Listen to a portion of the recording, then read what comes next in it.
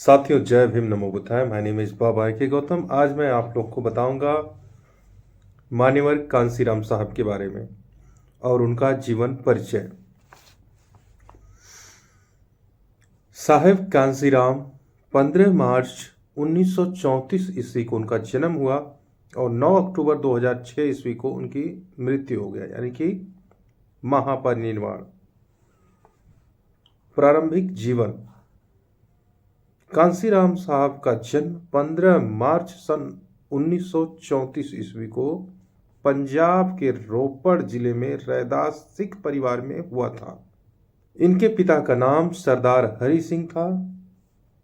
इनकी प्रारंभिक शिक्षा गांव खवासपुर में हुई थी। स्नातक की पढ़ाई रोपड़ से पूरी की। 1957 में उन्होंने भारतीय भूगर्भ सर्वेक्षण विभाग में नौकरी की, लेकिन बाद में इस्तीफा देकर पुणे के अनुसंधान रक्षा लेबोरेटरीज में काम किया। 1964 ईस्वी में वह महाराष्ट्र में आरपीआई के साथ जुड़े। इसी दौरान उन्होंने बाबा साहब अम्बेडकर की 2 पुस्तक पढ़ी, जो जाति व्यवस्था समाप्त करने तथा अस्पृश्य लोगों के लिए गांधी जी और कांग्रेस के कार्यों से संबंधित थी। इनसे प्रेरणा लेकर इन्होंने चमचा युग नामक एक पुस्तक लिखी। उसी दौरान दीना भाना ने बाबा साहब द्वारा लिखित पुस्तक एनहिलेशन ऑफ कास्ट, यानी कि जाति का विनाश, कांसीराम साहब को दी, जिसे पढ़कर कांसीराम साहब ने कहा था, इस पुस्तक ने मुझे जीवन भर का काम दे दिया। 1978 में उन्होंने backward and minorities communities employ federation का गठन किया और 6 दिसंबर 1981 को उन्होंने दलित शोषित समाज संघर्ष समिति का गठन किया।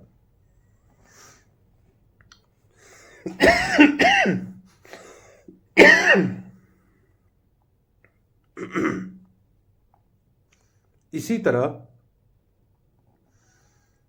1978 में कांसीराम साहब ने बाम सेब का भी गठन किया। बाम सेब के द्वारा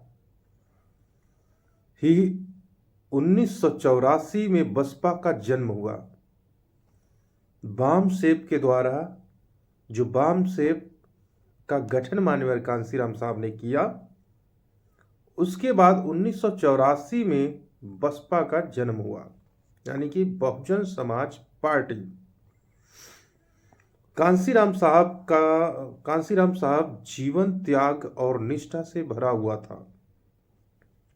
जो कांसीराम साहब का जीवन था, त्याग और निष्ठा से भरा हुआ था। उन्होंने सामाजिक परिवर्तन और आर्थिक मुक्ति को अपने जीवन के लक्ष्य में निर्धारित किया।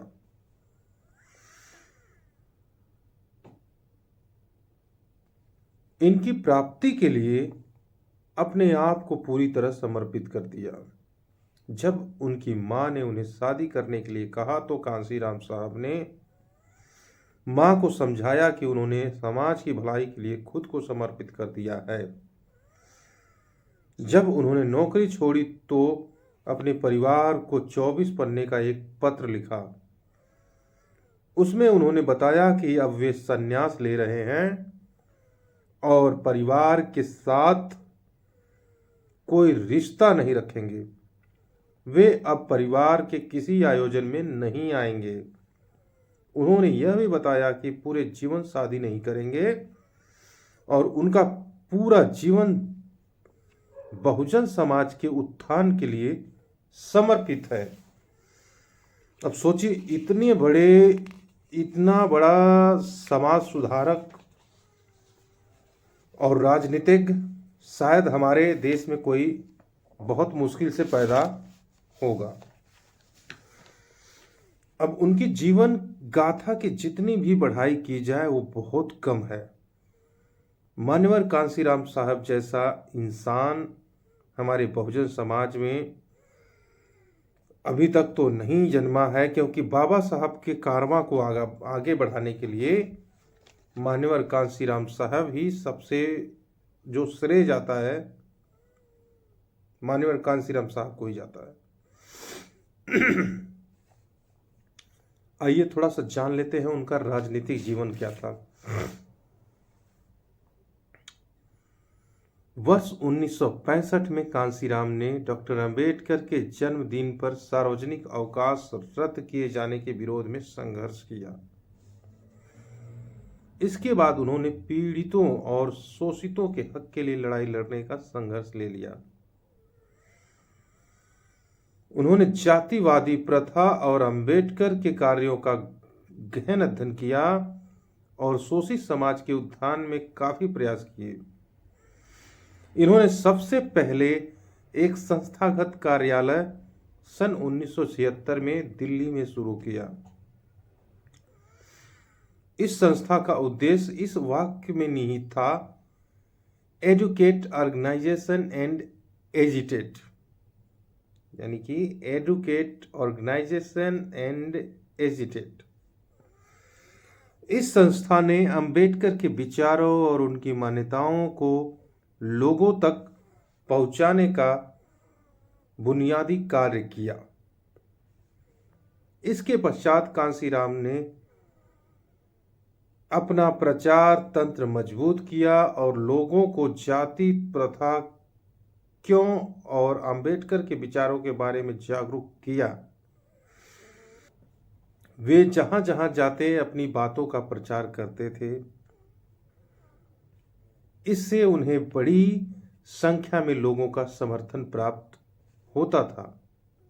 वर्ष 1984 में इन्होंने दलित शोषित समाज संघर्ष समिति की स्थापना की। इस समिति की स्थापना उन कार्यकर्ताओं के बचाव के लिए बनाई गई थी जिन पर जाति प्रथा के बारे में जागरूकता फैलाने के लिए हमले होते थे। यह संस्था पंजीकृत नहीं थी, किंतु एक राजनीतिक संगठन था। 1984 में कांशीराम ने बहुजन समाज पार्टी के नाम से राजनीतिक दल का गठन किया। उन्होंने उस समय कहा था कि अब वे बहुजन समाज पार्टी के अलावा किसी और संस्था के लिए काम नहीं करेंगे। अतः उन्होंने अपने आप को सामाजिक कार्यकर्ता से एक राजनेता के रूप में परिवर्तित किया। कांशीराम की पार्टी की बैठक में अपने भाषणों में कहा करते थे, अगर सरकारें कुछ करने देखिए ध्यान सुनिएगा, कांशीराम साहब जो अपने भाषण में बोला करते थे उसको जरा ध्यान से सुनिएगा। अगर सरकारें कुछ करने का वादा करती हैं तो उसे पूरा भी करना चाहिए। 1991 में पहली बार यूपी के इटावा से लोकसभा का चुनाव जीता। 1996 में दूसरी बार लोकसभा का चुनाव पंजाब के होशियारपुर से जीते। वर्ष 2001 में सार्वजनिक तौर पर घोषणा करके मायावती को अपना उत्तराधिकारी बनाया।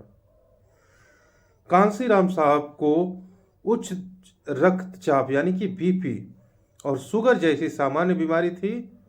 1994 में उन्हें दिल का दौरा पड़ने के बाद दिमाग की नस में खून के थक्के जम गए थे। फिर 2003 में उन्हें दिमाग का दौरा पड़ा। बाद में सेहत खराब रहने पर वे सामाजिक राजनीतिक जीवन से बिल्कुल अलग हो गए। 9 अक्टूबर 2006 में दिल का दौरा पड़ने से उनकी मृत्यु हो गई। साथियों, वीडियो अच्छी लगे तो इस वीडियो को शेयर जरूर करें अपने तक। और मान्यवर कांशीराम साहब का पूरा जीवन परिचय हमने बताया और उनका संघर्ष बताया। एक बार फिर से मैं दोहरा देना चाहता हूं कि मान्यवर कांशीराम साहब का जन्म 15 मार्च 1934 ईस्वी को हुआ था। मृत्यु 9 अक्टूबर 2006 को।